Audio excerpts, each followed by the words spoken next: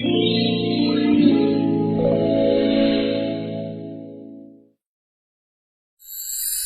चाची और ताई ने किया मेरा शादी का मेकअप। रागिनी की शादी का घर है, हर तरफ शोर शराबा है। सुनीता, नंदिता और कुंती तीनों देवरानी जेठानी डाइनिंग टेबल पर बैठी होती हैं। वे लोग शादी की तैयारियों की लिस्ट चेक कर रही हैं। तभी रागिनी वहाँ आती है और अपनी माँ, चाची और ताई को इस तरह सीरियस बातें करते हुए देखती है। अरे वाह, यहाँ तो पूरी मीटिंग चल रही है। क्या बात है? तीनों देवरानी जेठानी एक साथ बैठी हुई हो। लगता है कोई बहुत बड़ा सीक्रेट प्लान बन रहा है। कहीं मेरी विदाई की प्लानिंग तो नहीं कर रही हो ना, कि कैसे इस लड़की को जल्दी घर से बाहर भेजे? अरे नहीं बेटा, ऐसी बात नहीं है। हम तो बस ये देख रहे थे कि सब कुछ टाइम पर बुक हो गया है या नहीं। देख, हलवाई से बात हो गई है, टेंट वाला भी कल आ जाएगा और बैंड बाजे वाले को भी एडवांस दे दिया है। बस हम ये सोच रहे थे कि तुझे कुछ और तो नहीं चाहिए। आखिर शादी तेरी है, तू बता दे। अगर कुछ और ऐड करवाना हो तो हम देख लेते हैं। हाँ रागिनी, कुंती दीदी सही कह रही हैं। हमने अपनी तरफ से तो बेस्ट ही चुना है, पर आजकल के बच्चों की पसंद अलग होती है। तू बता दे, अगर तुझे कुछ बदलाव चाहिए तो हम अभी कर देंगे। फिर बाद में मत कहना कि चाची और ताई ने अपनी मर्जी चला दी। ताई जी, चाची, अब आप दोनों ने मिलकर ये सब किया है तो अच्छा ही होगा। मुझे आप लोगों पर पूरा भरोसा है। बस एक बात का ध्यान रखना, जो पार्लर वाली आएगी वो बहुत अच्छी होनी चाहिए। मुझे मेरा ब्राइडल मेकअप बहुत लाइट और एकदम नेचुरल चाहिए। आजकल वो नो मेकअप लुक चल रहा है ना, बस वैसा ही। दुल्हन एक ही बार बनते हैं और शादी भी एक बार ही होती है, तो मैं नहीं चाहती कि मेरा चेहरा खराब दिखे। पार्लर वाली, ये क्या नया ड्रामा है रागिनी? हमने तो सोचा था कि हम तीनों मिलकर तुझे तैयार करेंगे। तुझे पता है, जब हमारी शादी हुई थी तब कोई पार्लर वार्लर नहीं होता था। तेरी ताई जी ने मेरा मेकअप किया था और मैंने तेरी चाची का। हम आज भी फोटो में कितनी सुंदर लगती हैं, और तू कह रही है कि बाहर से कोई लड़की आएगी। मम्मी, आप क्या कह रही हो? वो जमाना अलग था और ये जमाना अलग है। अब सब कुछ बदल गया है। आजकल पार्लर वाली के पास मशीनें होती हैं, नए नए प्रोडक्ट्स होते हैं। आप लोग तो वही पुराना पाउडर और लिपस्टिक लगा दोगी। मुझे एचडी मेकअप चाहिए, समझो ना। HD makeup? अरे पगली, असली चमक तो चेहरे के अंदर से आती है। ये पार्लर वाली तो बस ऊपर से पेंट कर देती हैं। हमने तय कर लिया है, तेरी शादी का श्रृंगार हम तीनों मिलकर करेंगे। सुनीता के पास वो पुरानी जड़ी बूटियों का नुस्खा है, नंदिता के पास असली सोने का वर्क है, और मेरे पास वो कश्मीरी केसर है। हम तुझे ऐसी दुल्हन बनाएंगे कि देखने वाले देखते रह जाएंगे। नहीं ताई जी, प्लीज ऐसा मत करो, मेरा चेहरा लाल हो जाएगा। चाची, आप तो मम्मी को समझाओ। मेरी सहेलियां क्या कहेंगी कि दुल्हन का मेकअप उसकी ताई ने किया है? सब मेरा मजाक उड़ाएंगे। अरे कोई मजाक नहीं उड़ाएगा, बल्कि सब पूछेंगे कि रागिनी का चेहरा इतना कैसे चमक रहा है। देख, पार्लर वाली तो हजारों रुपए लेगी और ऊपर से केमिकल थोप देगी। हम तेरा नेचुरल ग्लो बाहर लाएंगे। आज शाम से ही तेरा उपटन शुरू होगा। अगले दिन से घर में रागिनी का ब्यूटी ट्रीटमेंट शुरू हो जाता है। रसोई में बेसन, दही, शहद और पता नहीं क्या क्या मिलाया जाता है। तीनों औरतें रागिनी को घेर कर बैठ जाती हैं। नंदिता, जरा वो चंदन घिस कर लाना, और सुनीता, तूने वो गुलाब जल फ्रिज में रखा था ना, वो निकाल। रागिनी बेटा, चुपचाप आंखें बंद करके लेट जा। ये जो लेप हम लगा रहे हैं ना, इसे लगाने के बाद तेरे चेहरे पर जो लाली आएगी वो कोई भी क्रीम नहीं दे सकती। मम्मी, इसमें से तो अजीब सी खुशबू आ रही है, और ये चेहरे पर कितना भारी लग रहा है। मुझे डर लग रहा है कि कहीं कल सगाई वाले दिन मेरा चेहरा सूज न जाए। आप लोग तो मुझे एक्सपेरिमेंट की चीज बना रही हो। चुप कर, ज्यादा बोलेगी तो मुंह में बेसन चला जाएगा। ये कोई एक्सपेरिमेंट नहीं है, ये बरसों पुराना राज है। हमारी दादी नानी यही सब करती थी। तू बस आधा घंटा ऐसे ही बैठी रहे। सगाई का दिन आता है। रागिनी को डर लग रहा होता है कि पता नहीं वो कैसी दिखेगी। तीनों औरतें उसे तैयार करने लगती हैं। ताई जी उसके बालों में फूल लगाती हैं, चाची उसे अपनी शादी वाला नेकलेस पहनाती है, और मम्मी उसे बिंदी लगाती हैं। रागिनी जैसे ही आईने में देखती है वो सन्न रह जाती है। उसका चेहरा वाकई चमक रहा था और वो बहुत प्यारी लग रही थी। उसके चेहरे पर वो आटे जैसा पाउडर नहीं था, बल्कि एक नेचुरल निखार था। वाह, ये तो सच में अच्छा लग रहा है मम्मी। मुझे यकीन नहीं हो रहा कि आपने और चाची ने मिलकर ये जादू कर दिया। पर असली शादी वाले दिन तो बहुत सारा सामान चाहिए होता है, तब क्या करोगी? तब का भी इंतजाम है, तू बस देखती जा। हम तीनों मिलकर तुझे दुनिया की सबसे सुंदर दुल्हन बनाएंगी। शादी वाले दिन की सुबह होती है। घर में रिश्तेदारों का जमावड़ा लगा है। रागिनी की सहेलियां आती हैं और पूछती हैं कि पार्लर वाली कब आएगी। रागिनी उन्हें बताती है कि उसकी माँ और चाची मेकअप करेंगी, तो सब हंसने लगती हैं। रागिनी तो पागल हो गई है क्या? शादी का मेकअप घर पर। देख, अगर कुछ बिगड़ गया तो पूरी जिंदगी की तस्वीरों में तू बुरी दिखेगी। अभी भी टाइम है, किसी को बुला ले। नहीं प्रीति, अब मेरी ताई जी ने मना किया है। वो कह रही है कि वो खुद करेंगी। मुझे भी थोड़ा डर तो लग रहा है, पर सगाई में उन्होंने अच्छा किया था। शाम को शादी का टाइम होता है। तीनों औरतें रागिनी को लेकर कमरे में बंद हो जाती हैं। वे अपने साथ बड़े बड़े डिब्बे और पुराने संदूक लेकर आती हैं। रागिनी को कुर्सी पर बिठाया जाता है। नंदिता, वो सोने वाला ब्रश निकाल, और कुंती दीदी, आप वो खास वाली लिपस्टिक निकालिए जो हमने मंगवाई थी। बाहर बारात आ जाती है। ढोल नगाड़ों की आवाज सुनाई देती है। नैतिक घोड़ी पर चढ़कर आ रहा है। रागिनी के कमरे के बाहर सब लोग उसे देखने के लिए बेताब होते हैं। लो भाई, हो गई तैयार हमारी रागिनी। ये तो बिल्कुल अप्सरा लग रही है। नंदिता, नजर उतार इसकी। चलो अब इसे बाहर ले चलते हैं। देखना, सब लोग देखते ही रह जाएंगे। रागिनी जब मंडप में पहुंचती है तो नैतिक उसे देखकर अपनी जगह से खड़ा हो जाता है। वो अपनी नजरें रागिनी से हटा ही नहीं पाता। रागिनी, तुम तो आज बहुत अलग और खूबसूरत लग रही हो। ये निखार तो एकदम जादुई लग रहा है।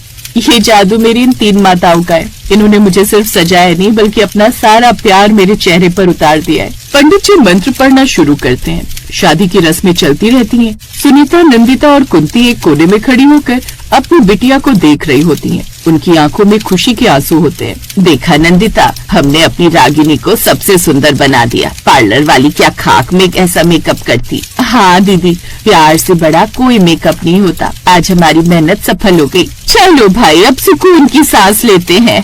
हमारी रागिनी की शादी हो गई और वो सबसे प्यारी दुल्हन बनी है। शादी खत्म होती है और विदाई का वक्त आता है।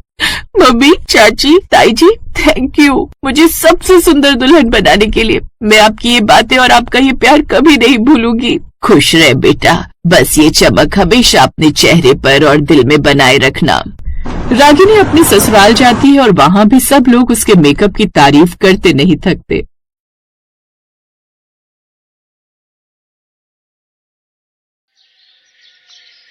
अरे वाह ज्योति, आज तो तू बहुत जल्दी काम पर आ गई। वैसे आजकल तू टाइम पर ही आने लगी है। चल अच्छा है, मेरा काम भी टाइम पर हो जाता है। हाँ दीदी, वो आपको तो पता ही है, मेरी शादी तय हो गई है। माँ की तबीयत ठीक नहीं रहती, इसलिए जल्दी काम निपटाकर घर चली जाती हूँ। फिर बापू की रोटी सब्जी भी बनानी होती है।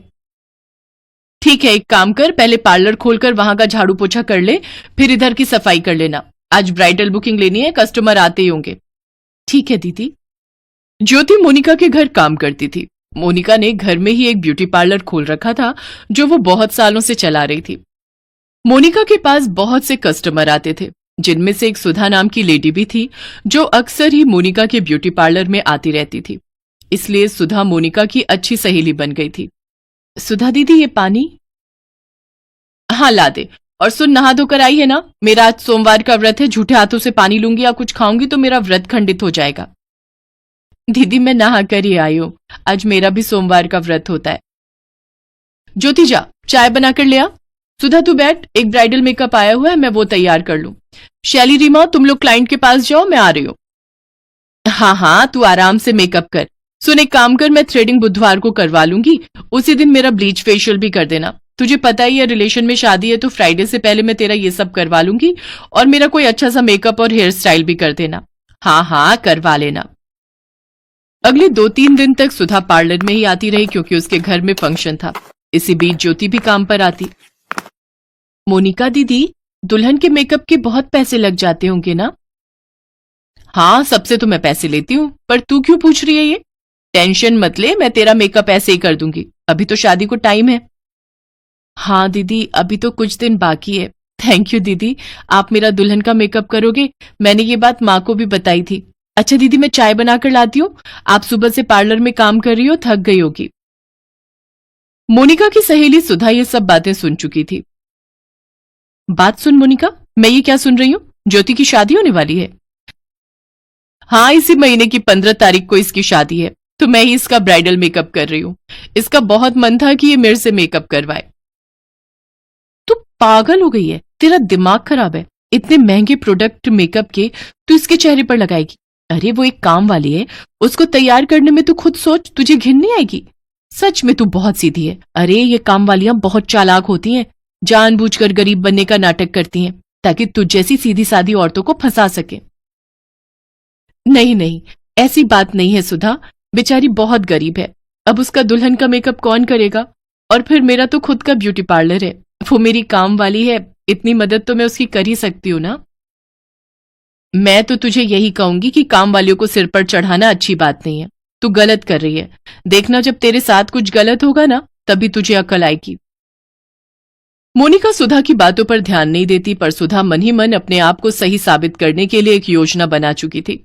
सुधा के घर जो फंक्शन था उसके लिए वो मोनिका के पास तैयार होने के लिए आई हुई थी। मेकअप किट यहीं तो रखा था, आज सुबह से ढूंढ रही हूं, कहीं दिख नहीं रहा। सारे मेकअप के प्रोडक्ट्स तो उसी में ही है। क्या हुआ मोनिका, जल्दी कर, मेरा हेयर स्टाइल बना और मेकअप करके मुझे भेज। मेरे हस्बैंड वेट कर रहे हैं, हमें फंक्शन के लिए निकलना है। अगर मुझे पता होता कि तेरा मेकअप किट नहीं मिल रहा तो मैं आती ही नहीं। वैसे रखा कहाँ था? ऐसे तो तेरे पार्लर से कोई चीज नहीं खोती। पता नहीं कहाँ रखा था, हेल्पर से भी फोन पर पूछ लिया, दोनों को नहीं पता। कोई नहीं, बाद में ढूंढ लूंगी।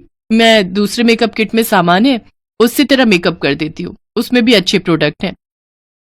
मोनिका, कहीं ज्योति ने तो तेरा मेकअप किट नहीं चुरा लिया? उसकी शादी होने वाली है, हो सकता है अपने ससुराल ले जाने के लिए उसने सारा मेकअप का सामान चुरा लिया हो। नहीं नहीं नहीं, ज्योति ऐसी नहीं है, मुझे ज्योति पर पूरा विश्वास है। वो ऐसे मेकअप किट नहीं चुराएगी। चल, मैं तेरा मेकअप कर देती हूँ। मोनिका सुधा का मेकअप करने लगती है, तभी सुधा मोनिका से बोली, मोनिका मुझे वॉशरूम जाना है, तू मेरा हेयर स्टाइल बाद में बना देना, मैं वॉशरूम होकर आती हूँ। मेरा पर्स यहीं रखा है, कोई क्लाइंट आए तो ध्यान रखना, इसमें पैसे हैं। और सुन, मेरा मोबाइल फोन भी यहीं रखा है। हाँ हाँ, टेंशन मत ले, वैसे भी आज पार्लर में मैं अकेली हूँ, रीमा और शैली दोनों हेल्पर छुट्टी पर हैं। सुधा वॉशरूम चली जाती है, तभी सुधा का मोबाइल फोन बजता है। अरे, सुधा की मम्मी का कॉल आ रहा है, जरूर वो तैयार होने के बारे में पूछ रही होगी। एक काम करती हूँ, मैं उठा ही लेती हूँ। मोनिका अभी हेलो करने ही वाली थी कि तभी पीछे से उसकी मम्मी की आवाज आ जाती है। अरे सुधा, तूने मोनिका के पार्लर से आने में इतनी देर लगा दी। तू उसके पार्लर से जो मेकअप किट लेकर आई है, मैं उससे खुद ही मेकअप कर लूं? नमस्ते आंटी जी, मैं मोनिका बोल रही हूँ। सुधा वॉशरूम गई है। आप किस मेकअप किट की बात कर रही हैं? नमस्ते बेटा, वो सुधा बता रही थी कि तुमने उसे कोई मेकअप किट दिया है, उसमें काफी अच्छा सामान है। अब मैं पार्लर आई नहीं, सुधा को टाइम लग रहा है, फंक्शन में भी निकलना है, तो मैं वही पूछ रही थी कि मैं उसमें से सामान लेकर मेकअप खुद ही कर लूं। चलो, तुम उसे बोल देना कि मुझे फोन कर लेगी और टाइम से आ जाए, हमें जाना है। ठीक है आंटी जी, मैं बोल दूंगी। मोनिका जब सुधा की सच्चाई जानती है तो वो गुस्से में आग बबूला हो जाती है। सुधा, उस दिन के पार्लर के काम के और आज के काम के मिलाकर तुम्हारे 6,000 रुपए का बिल बना है, तो तुम मुझे अभी दे जाना, मेरा हिसाब क्लियर हो जाएगा। पर मोनिका, मैं तो तुम्हारी सहेली हूं ना, तुम तो मेरे से बहुत कम पैसे लेती हो। मैं तुम्हारी सहेली नहीं हूं सुधा, तुमने एक गरीब पर चोरी का इल्जाम लगाया। तुम्हारी ज्योति से क्या दुश्मनी थी? इतनी नफरत एक गरीब के लिए? आज से मैं तुम्हारी दोस्त नहीं हूं। अपना हेयर स्टाइल कराओ और यहां से चलती बनो, और बिल अभी देकर जाना। मुझे सब पता चल गया है, तुम्हारी मम्मी का फोन आया था, मेकअप किट तुमने चुराया और नाम ज्योति का लगा दिया। मुझे अपने आप पर पछतावा है कि मैंने तुमसे दोस्ती की। जल्दी से हेयर स्टाइल करवाओ और जाओ। सुधा का मुंह जरा सा रह जाता है और वो अब तक का सारा बिल भरकर वहां से चुपचाप चली जाती है। ज्योति सब कुछ सुन चुकी थी, उसकी आंखों में आंसू थे। मोनिका ज्योति को अपने गले से लगा लेती है। ज्योति, रो मत, ये अहंकारी लोग किसी गरीब के दर्द को नहीं जानते हैं, ये सिर्फ मजाक उड़ाना जानते हैं। अच्छा, ये सब छोड़, मन मत खराब कर, कुछ दिन बाद तुम्हारी शादी है, इसलिए अपना प्यारा सा हंसता सा चेहरा रखो। देखना, मैं तुम्हारा इतना सुंदर ब्राइडल मेकअप करूंगी कि तुम्हारे ससुराल वाले देखते रह जाएंगे। अच्छा, मैंने तुम्हारे लिए एक लहंगा भी खरीदा है, वो मेरी तरफ से तुम्हारी शादी का गिफ्ट रहेगा। दीदी, दीदी आप सच में बहुत अच्छी हो दीदी, भगवान आपको बहुत खुशियां दे। ज्योति की शादी का दिन आता है। मोनिका ज्योति के लिए बहुत सुंदर लहंगा चोली खरीद कर लाई थी। वो ज्योति का बहुत ही सुंदर ब्राइडल मेकअप करके ज्योति को तैयार करती है। ज्योति के ससुराल वाले और माता पिता सब ज्योति को जब दुल्हन के रूप में देखते हैं तो वो बहुत खुश होते हैं। ज्योति मोनिका और उसके हस्बैंड को भी अपनी शादी में इनवाइट करती है। मोनिका और उसके हस्बैंड अच्छे पैसे वाले थे। वो ज्योति के माता पिता को उसकी शादी के लिए कुछ पैसे भी देते हैं ताकि ज्योति की शादी अच्छे से हो सके।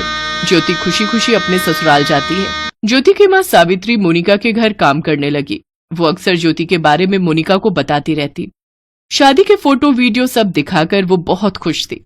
क्योंकि उन्होंने सपने में भी नहीं सोचा था कि उनकी बेटी इतनी सुंदर तैयार होगी और खुशी खुशी ससुराल विदा होगी। मोनिका भी ज्योति की खुशहाल जिंदगी के बारे में सुनकर बहुत खुश होती है।